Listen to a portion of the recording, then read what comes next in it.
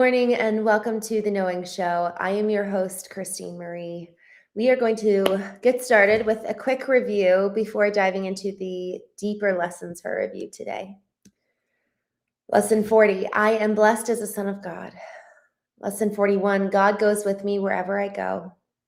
Lesson 42, God is my strength, vision is his gift. Lesson 43, God is my source, I cannot see apart from him. Lesson 44, God is the light in which I see. Lesson 45, God is the mind with which I think.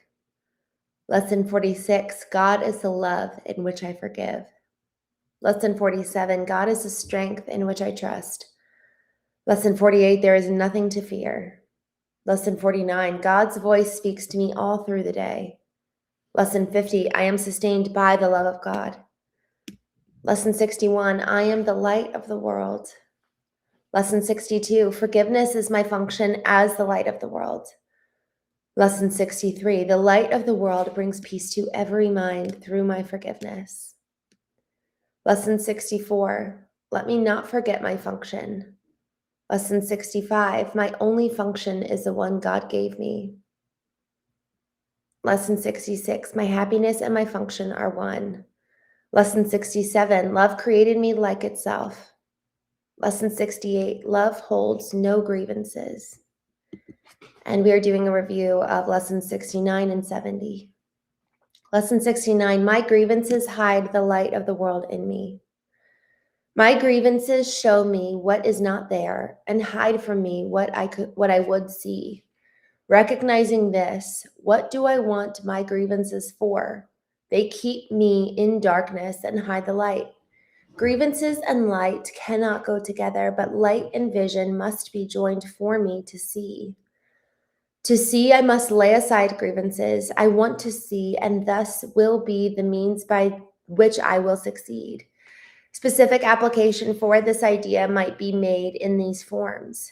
Let me not use this as a block to sight. The light of the world will shine in all this way. This will shine all this away. I have no need for this. I want to see. Y'all, as I was reading this, it says, my grievances show me what is not there and hide from me what I would see. Recognizing this, what do I want my grievances for? This is probably one of the most important questions we can answer, because in this, it's holding up a mirror for us. By choosing something, we are declaring this is what I want in so many ways. We're choosing shame. We're choosing to hold on to grievances because we're choosing it because there's an alternative path. We could otherwise exist in a place of love. And so there's something around recognizing that we have the power to choose first. Viktor Frankl said, between stimulus and response is choice. And every single choice is rooted in a belief about ourselves, about the world, about God. And so if I have a belief that I am a victim and life happens to me and I'm just the victim in my own life, then my choices are going to reflect that belief. And at the end of the day, the belief is so often, and this is where it's an often thing. Often that belief is there because an experience happened, but sometimes it actually is there because that's where we felt safe. We felt safe in choosing the belief and thus choosing the choice and thus the response in childhood or even later in adulthood. So the belief developed that informs choice and then informs response, but the belief ultimately is rooted in an experience where we learned, we've got data around the world or around how we should function in the world that then formed a very deep-seated belief that really impacts the rest of our lives.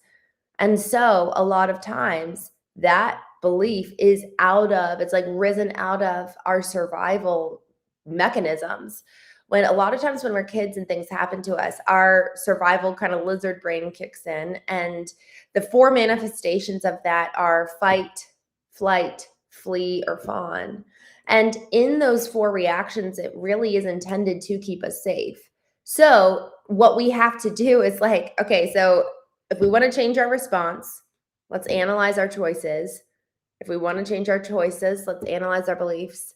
And if we want to change our beliefs, then we have to analyze these core moments that happened to us in our early childhood. They formed us, they shaped us, and they developed this belief. And so if we want to change that, we actually have to go back to the genesis, go back to the origin story and understand why. What happened? What did that cause in me? Where did I feel afraid? Where did I learn to run? Where did I learn to fawn? And I actually, one of my key, I guess you could say, nervous system responses as a child was fawning. It was, how can I make everybody happy around me? And it was also that paired with who was assigned to me as a child. It was, oh, you're to be like insert blank. And a lot of times, hopefully, we're encouraged to be like good people. As a kid, for example, Mother Teresa was the person that my mom and my grandma were like, this is who you can be. And it was so beautiful, shining example. And around that, it was like, okay, my job in life, my role in life is to make other people happy. And so I learned that. But then what that does is that I actually did really not learn that I also did have the power to make decisions that would protect me, that would position me as, like, honestly, y'all, every single one of us needs to be the hero of our story. Not in an egotistical way, but in the way that actually me serving you, me giving my life up, me giving to my community is coming from a place of decision and choice, not victimhood, not martyrdom. And we see this so often in religious groups where there's this martyr complex of like, oh, the only reason why I'm here is to basically self-flagellate and be a doormat for everybody else around me. And let me just wait until my life's over. We see that a lot in religion. That's why when we have these conversations every single morning, it's powered by relationship, not religion.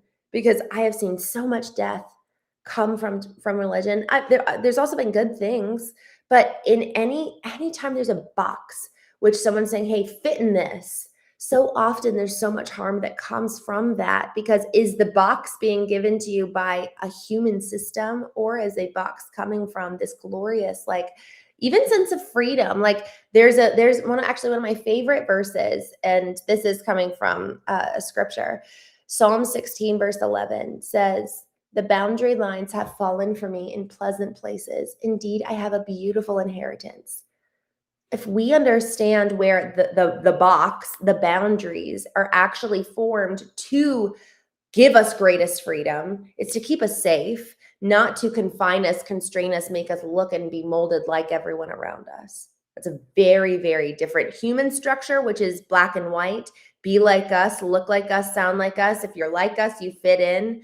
Versus the boundaries that God would offer, that is, I'm going to be a good shepherd and I'm going to look after you and I'm going to keep you safe. And I want you to actually come alongside me in you wielding your own power to keep yourself safe, rather than us existing in this human system where, man, we just cannot get it right and we keep failing and we keep messing up, and it's just this terrible, terrible cycle. So this lesson, my grievances hide the light of the world in me. Recognizing this, what do my grievances do for me? Y'all, those stories that inform our beliefs, that inform our choices, that inform our responses, they're there for a reason, and they served us at one time or another. So if we want all of that to the chain reaction to change, we can't start with the response. We need to actually go back to that core Genesis story. What happened? How did this serve me? Why would I want to hold on to my grievances in this situation? And what would happen if I would actually let go of them? Yes, that doesn't mean, again, it doesn't mean we don't have boundaries. That's the thing. Boundaries keep us safe. It's not keeping freedom squelched.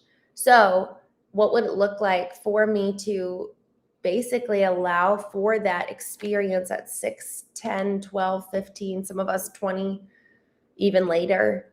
What would it look like if I was to actually heal that, so that my root response, coming all the way back to the root, my root response is no longer triggered by my nervous system activating out of survival, fight, flight, freeze, or fawn. Okay, how do I then change this root response? And then it's a ripple effect. Now it changes my belief. Then it changes my choices. Then it changes my response. Y'all, there's so much power to change so many of our root responses if we want to see real change in our life. But we also have to recognize, okay, what happened? Why? And then how did this actually serve me in childhood? And then this is the most beautiful, wonderful thing. Not judging that and actually thanking and honoring like that. So often it was a little kid, the little kid that learned to survive in whatever the environment and then learned those behaviors. It's okay. If we want to change it, that doesn't mean we need to judge it. And actually judging is probably the least safe thing for our nervous system to be able to even be open to then teach a new program. There's something about our nervous system needs to be brought into stasis, into a place of peace to learn a new pattern. So if we're under duress of our own judgment and our own examination and our own shaming of how we used to act back then, there's no way we can change. So if we really want to change our response, our choice, our belief, when we go back to those origin stories, we actually need to be so curious, so loving, so compassionate. Compassion is empathy in action. So it's going back to that experience, feeling the empathy of, man, like you really did your best, man, that was hard. And I love you enough to actually produce change in your life so that you're no longer going to be the victim of your own life anymore. You're free. So with that, we're going to move on to our next lesson review. Lesson 70, my salvation comes from me. Today, I will recognize where my salvation comes. It is in me because its source is there. It has not left its source, and it cannot have left my mind. I will not look for it outside myself. It is not found outside and then brought in but from within me, it will reach beyond, and everything I see will reflect the light that shines in me and in itself. These forms of the idea are suitable for more specific applications. Let this not tempt me to look away from me for my salvation. I will not let this interfere with my awareness of the source of my salvation. This has no power to remove salvation from me. Y'all, I got to admit, when I first read this lesson a couple weeks ago, my salvation comes from me. I was like, uh-oh. And as I was reading it, it's so powerful. If we really believe, and it comes back to belief all the time. And again, belief is rooted in experience in so many ways. What's been your experience with salvation? And I think that that's actually really, really important. What has been your experience with salvation? And us understanding that can then help us understand where even our nervous system is involved. Because if our nervous system is convoluting the capital T truths, not just like, oh, the truth of my experience, little t truth, but the capital T truth of like, what is truer than this physical reality? What are those kind of like lessons of even just the law and order of God, superordinate principle that my own experience, my own little truths cannot change that which is truer than all of this. And so this conversation, I love it so much. And I almost feel leery to talk about it because it feels holy in some ways, but we'll see how this goes. The original lesson effectively was highlighting how if we have the problem in us, we have to have the solution in us too. And the reason why I love that is because if we are actually made in the image of God and God dwells in us, then for us to say, oh, I'm just, I have no power to change. There's nothing good about me, et cetera, et cetera. What is that saying about our Creator, who we were made like? And then what does that also say about his power that resides in us? And even as I say that, y'all, I actually am going to go back to this lesson and just read it because it was so good. And frankly, this is such the antithesis of most religion. Existing in the box is that you are helpless, you are weak, there's nothing good about you, you're powerless. And so I'm just going to read this lesson because, man, this is probably one of the most damaging narratives that we have in the religious constructs, is that we are fundamentally just literally powerless. And that's probably one of the most damning things that we can really believe about ourselves. It's why we live as victims. Because, well, if I don't have any power to change, what's the point? I don't have anything good in me. It's just, what's the point of just applying all these Band-Aids? So, lesson 70. All temptation is nothing more than some form of the basic temptation not to believe the idea for today. Salvation seems to come from anywhere except from you. So too does the source of guilt. You see neither guilt nor salvation as in your own mind and nowhere else. When you realize that all guilt is solely in an invention of your mind, you also realize that guilt and salvation must be in the same place. In understanding this, you are saved. The seeming cost of accepting today's idea is this. It means that nothing outside you can save you.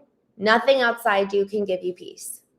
But it also means that nothing outside you can hurt you or disturb your peace or upset you in any way. Today's idea places you in charge of the universe where you belong because of what you are. This is not a role that can be partially accepted. And you must surely begin to see this, that accepting it is salvation. It is not, however, to be clear to you why the recognition that your guilt is in your mind entails the realization that salvation is there as well. God would not have put the remedy for the sickness where it cannot help. This is the way your mind has worked, but hardly his. He wants you healed. So he has kept the source of healing where the need for healing lies. You have tried to do just the opposite, making every attempt, however distorted and fantastic it may be, to separate healing from the sickness for which it was intended and thus to keep sick. Your purpose was to ensure that healing did not occur. God's purpose was to ensure it did. Today, we practice realizing that God's will and ours are really the same in this. God wants us to be healed, and we really do not want to be sick because it makes us unhappy. Therefore, in accepting the idea for today, we really are in agreement with God. He does not want us to be sick, and neither do we. He wants us to be healed. So do we. Y'all, it's this concept of he would not put the source of healing in a place where you can't reach it. And so if we are effectively creating our own guilt, creating our own grievances, we thus can create our own healing. And it's coming. We have the power. He's given us all that we need for life. He's given us everything we need. And this is the cool part. It literally is inside you and me. He gave us his spirit. He gave us, it's Christ in us. We have the power to live according to the life and legacy of Christ. And so in that we have so much power. In that we have so much opportunity to love and bless and serve and make an impact in the world and really, really love well. And so with that, I'm going to go ahead and jump over here in the chat. Good morning, Jackery. Good to see you. Bradley. Sender B. Christene Marie. That's funny. Oh my gosh. Oh, Bradley, sorry to text. Misspelled your name. No problem. Talk to text. I hope you had a good day driving and kept safe yesterday. Fahim, what is this stream about? I know you asked that early, but hopefully you got the gist by listening. Pascal, good morning. RIP, good morning. Aditi, I'm sorry. Aditya, I hope I said that right.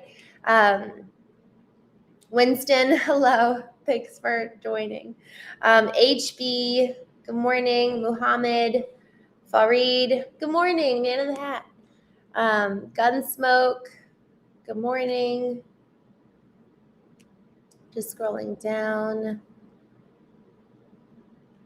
Matthew Grubb, good morning. JSS.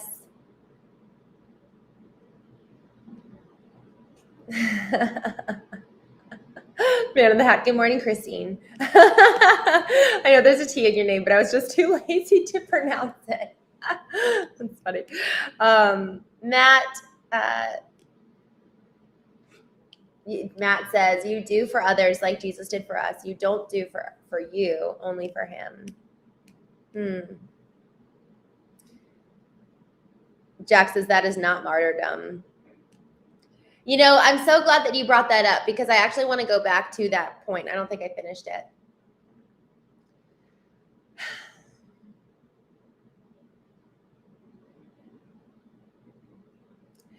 I think you're right, Jack.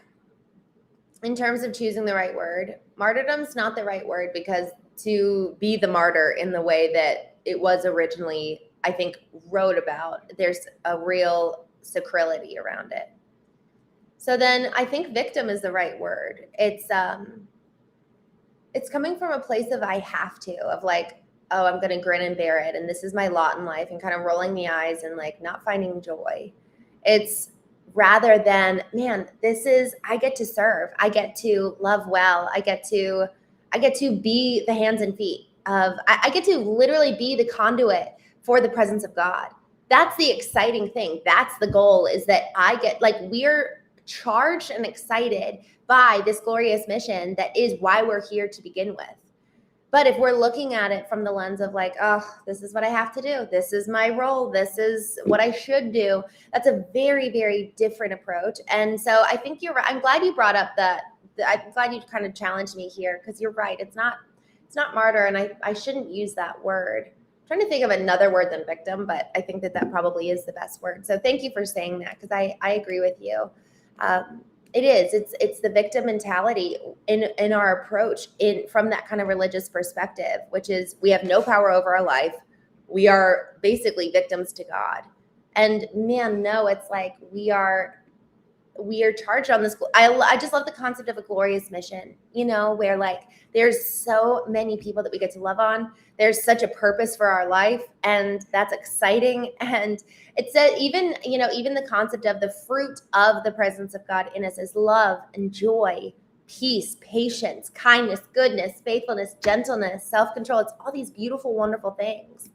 And so if that's not, I guess you could say, prevalent in our lives, then I think we actually need to ask, what's my why for my actions? Now we need to take the examination of, okay, let me look at my response. Let me look at my choices. Let me look at my beliefs.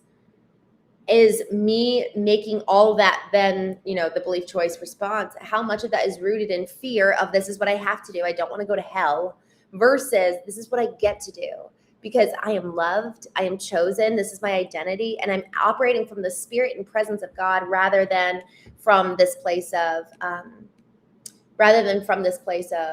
fear, I guess you could say. Jack, oh, I love this. So I'm so grateful. I just saw your next one. When I smuggled Bibles, I was ready to die if I was caught. That would have been martyrdom. Martyrdom is defined by dying boldly for the Lord, allowing self to be a stepping stool for others. Yes, thank you for so much for calling that out, because I agree with you. And I didn't use the right word there, so thank you. Job, good morning. Bangtop, good morning. And by the Lord's definition, you just received your reward, Jack. James, Troy, good morning. Soul Searching, good morning. Thank you. Thanks for joining, Thomas. Rezo, good morning. Jimmy. Good morning from Houston. Carlos, good morning. Cherokee, good morning. Cherokee. Metatron, good morning. Mahamud. Jimmy, Spacey Jane, Darth Clorox, good morning. Mr. Watts, Thomas, good morning. Wally, John, Daniel, Todd Marshall. I'm going to jump down to the bottom.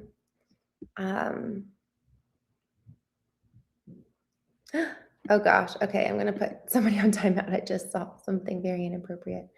Sorry, man in the hat. I just saw all of this. I'm sorry for not putting on timeout sooner. Okay. All right, y'all. Let's see. Yeah, I feel like most of the comments here are not the best, but Jay Money says, how are we victims of God? If God blesses you with life, then you are a child of God and a creation. I will say a blessing from God. I completely agree. The reason why I'm bringing this up is because I have seen a lot of folks who have existed in religious constructs, operating in a very narrow, dogmatic environment, play the victim rather than play this role of child of God. And it's, there's something when, am I motivated by fear or am I motivated by love? And we can be motivated by fear of what other people are going to say, and fear of God. The root of the word fear, when it's talking about God, is reverence for God. Whereas this fear of, oh, what is going to happen to me if I don't obey? What's going to happen? I don't want to go to hell. Motivated by the negative rather than motivated by the positive, the reverence. Look at what opportunity, look at what a joy it is. There's a very big difference. And so us being able to really understand the being able to really understand the why behind our action is so critical and so important, because it really challenges us to examine, who am I doing this for? Why am I doing this? And then being able to move forward with joy and with all the fruit of the presence of him living in us, which is, there's so much joy, so much love. So I think that that's actually really important for us to recognize, who am I doing this for and why am I doing this? M5, A Course in Miracles. Yes, we are reading that. Kevin, God bless you. Thank you for joining. Aditya says, what's your view on suffering? Why God makes us suffer so much? Oof, that's such a big question.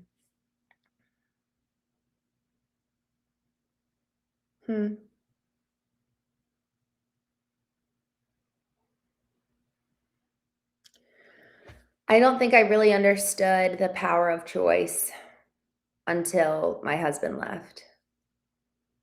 I really didn't. I really thought God would change his heart.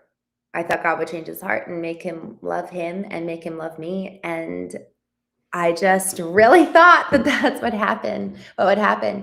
And that's not what happened.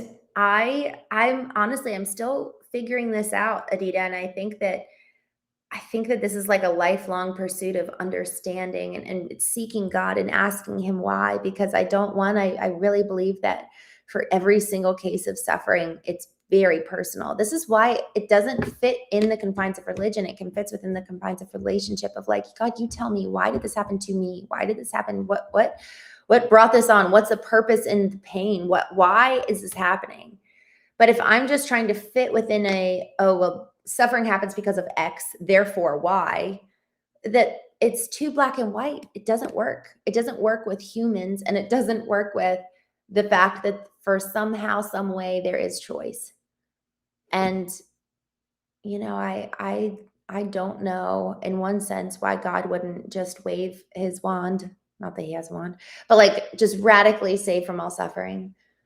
And I also am so grateful that I'm not like these AI bots that are being created, that are just created by and acting out of response and acting out of this programming. Like, we do have a lot of power, and there's so much beauty in that. And so I'm grateful in one sense, and I'm so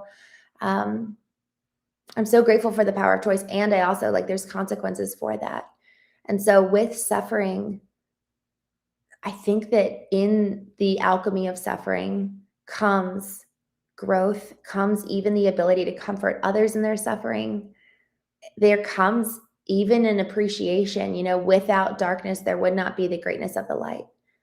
And so, yeah, DJ says, no one knows why God makes us suffer. And if you don't follow him, you won't. Oh, well, that's kind of the fear narrative where I'm like, I don't love that. But I do really, I've found so much comfort in the presence of God.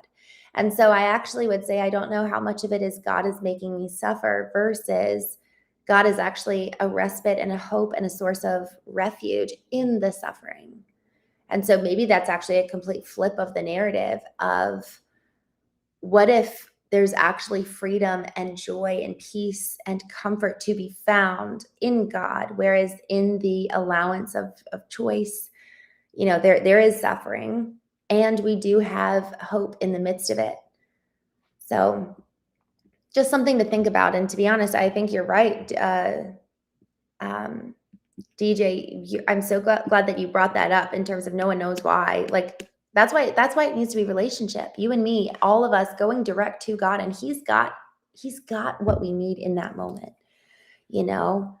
I just think of the story of a man, his name was Job, and he lost everything and he sat in the ashes. And in the ashes, he experienced the profound presence of God and there's this other story of this man, Jacob, where he wrestled with God all night long and like really leaning into wanting to get the answer and wanting to get his blessing, in the midst of everything that was happening, he contended with God. And so when we're in this position of suffering, there's a time of just sitting in the ashes and God meets us. And then there's other times where we get up and we contend with him and we honestly are willing to wrestle with God and fight for blessing, fight for the promises that he's given us to never leave us nor abandon us, to be near to the brokenhearted.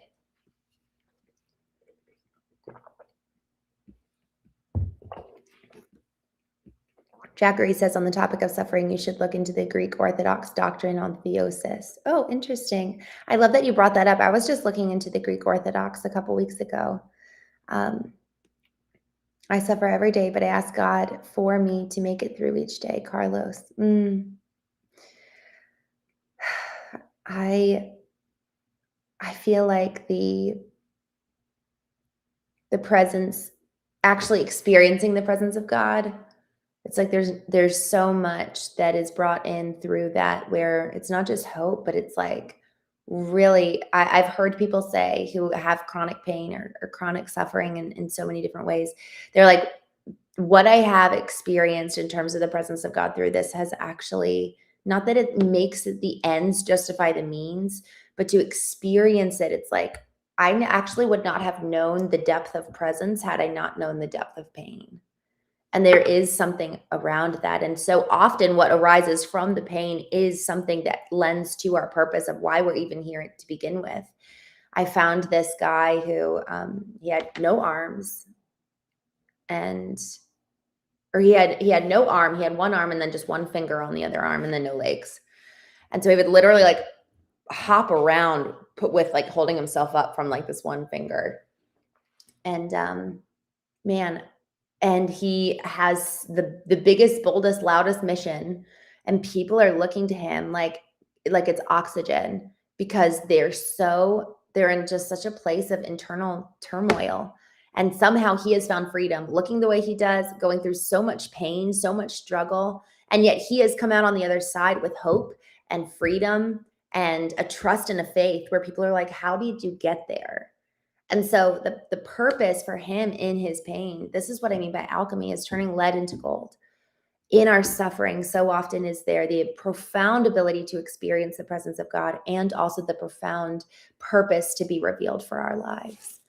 Jack, I'm going to look into this. I'm just going to save this.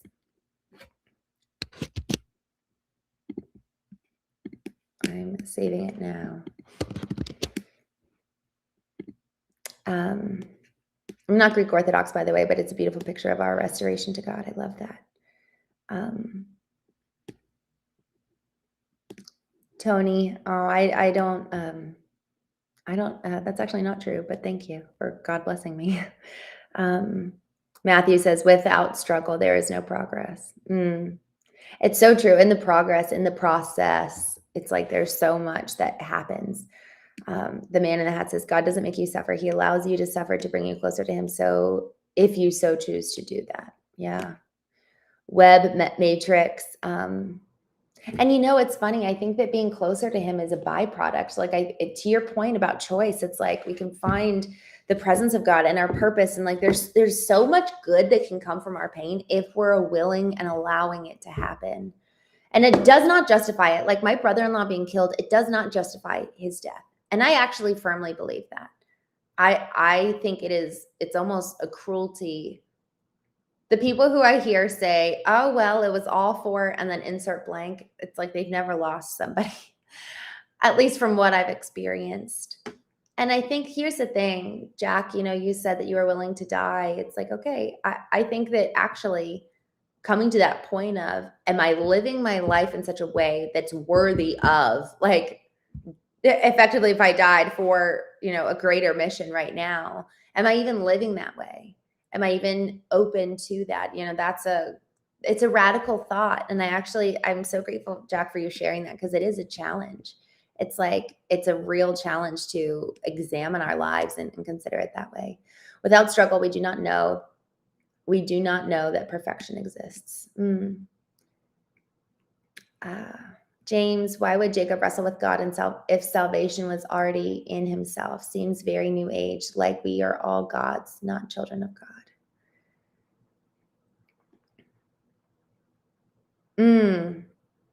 Good question.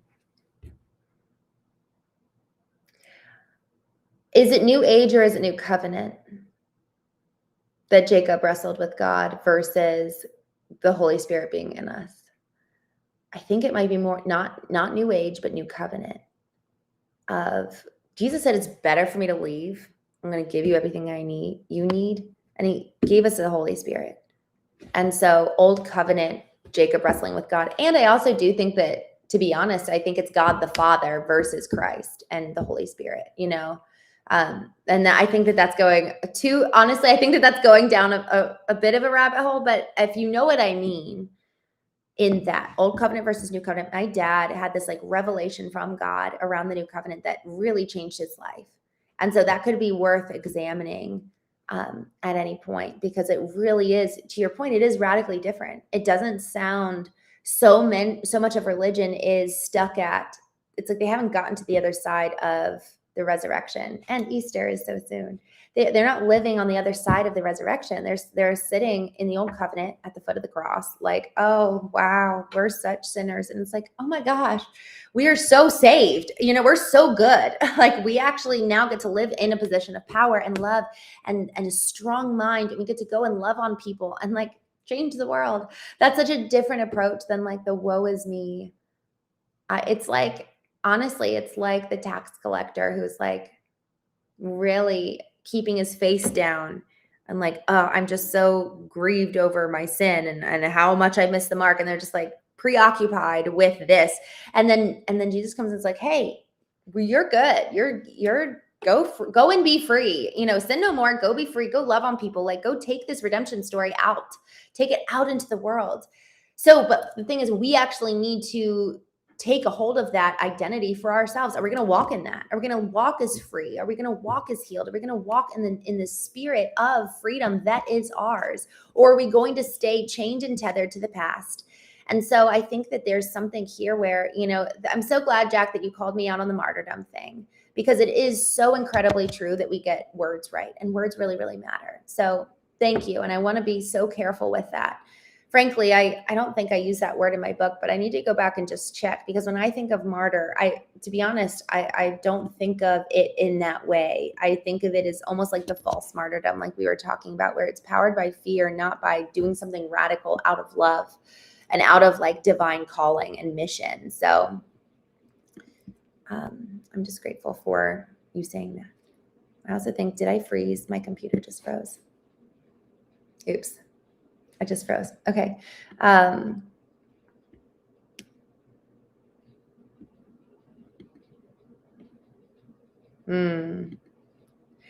Clorox. That's an interesting take. It's interesting. As you're saying that, I'm just remembering, man, wouldn't it be really, really beautiful if we allowed God to reveal wouldn't it be amazing if we allowed God to reveal to us what he meant and what was intended by him in so many of these verses, like allowed God to be our interpreter, because so many of the words have changed, and so many of the text has been it's been translated, and that's why I like even, Jack, what you were saying about going back to kind of the Greek. You say Greek Orthodox, but I actually have a fun time looking at the Greek meaning of the word. Like that's actually changed a lot for me. Like when I was looking at this verse that said, count every what is it? I can't even say it. I think it's count every trial. Man, I freaking know this verse. It's like the one everybody knows. I'm looking it up so I don't say it wrong. I got distracted by somebody. This girl doesn't even know the Bible.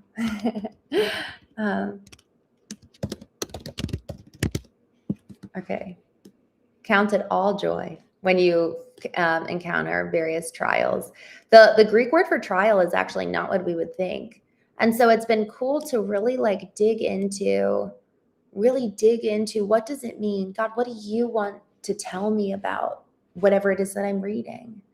And so having God be our interpreter, learning his voice, what does he have to say about this versus being, again, externally sourced, externally oriented, that just really, really changes. Man in the hat. I love that. Jesus said to pray in his name, not to him. He said, pray to the Father. Yeah. I got to tell you, that to me, I've spent most of my life praying to Jesus. And only in the last year or two where I'm like, oh, wow, like, have I actually spent a lot of time getting to know the Father? And the past couple of years, it's like, God, Father, I want to know you, like, what's your heart for me as the Father versus the manifestation of Jesus as Christ. And here's the thing, Jesus says, like, come be with me. Like, you're my brothers. So that's where we're like, okay, Christ was our example and is our example. We get to live, he's in us and we get to live like him. We have the power. And that's where a lot of people are like, oh, I don't know. And I just, man, there's so many verses that really point to the fact that because Christ is in all, we get the ability to be like how he lived and love like he lived. And he said, greater things will you do. So it's like, okay, am I doing great things? Am I loving on people and healing and ministering to people like he did? So it's a high call. It's a really, really high call. Around the world. Hello. I've been to wars and conflicts, been in terror attack and criminal group wars as a photographer. Wow. The things I've seen, the injuries I got, and the death all around is nothing of religion. I feel like, man, thank you I feel like there's just so much courage in that.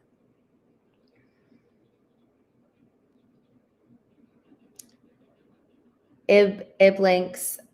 To be honest with you, I don't know how God reconciles that, but I do actually really, really believe that God is just and that somehow it's all gonna be taken care of. But yeah, I'm with you. It doesn't sit right. Ruben, when was the last time you went to church? I went to church 2 weeks ago. All right, y'all. Thank you so much for hanging out this morning. This was a really, really good conversation. Agree that we can do what Christ did. So good, loving and ministering like he did. Richard, isn't that, it's so cool. It's such a high calling. It's so awesome. Like, talk about something glorious, like literally, man, the word is like seeds. You have to let it grow in your mind. Matthew, I love that. All right, y'all. Thank you for hanging out. Thanks for joining. This was a good chat. And Jack, thank you again for challenging me on that word choice. I really appreciate that. Y'all, and I really appreciate just everybody coming from their own experience, because one of the things that I just have found in my life to be so true is that we each have a unique revelation about God. It's like it's all pieces of the puzzle. It's like a body and like the arm and the leg and the finger and the eye, and we all are needed to get the full view of who God is and the full view of who we can even be. So the more that we're able to really invest in these conversations, I grow, and I'm so blessed by them. So thank you guys so much for contributing and adding from your experience. And each one of us hopefully will walk away better today as a result. The best, Eva, good morning. We're hopping off. This necklace is a sun. Look. But it's funny, I've had a lot of people ask me about it. I feel like, I don't know, I thought it was kind of obvious. I've got a moon necklace too. Maybe I'll wear that over it. All right, y'all. Have a wonderful, wonderful day. I will be back on with you this evening. Actually, this evening is a really, really interesting show. I've never done this before, but I have somebody coming on and we're going to be doing like a real-time branding session live. So that's cool. All right, y'all, have a good evening. A good day. I will see you this evening, 8:30 p.m. Eastern.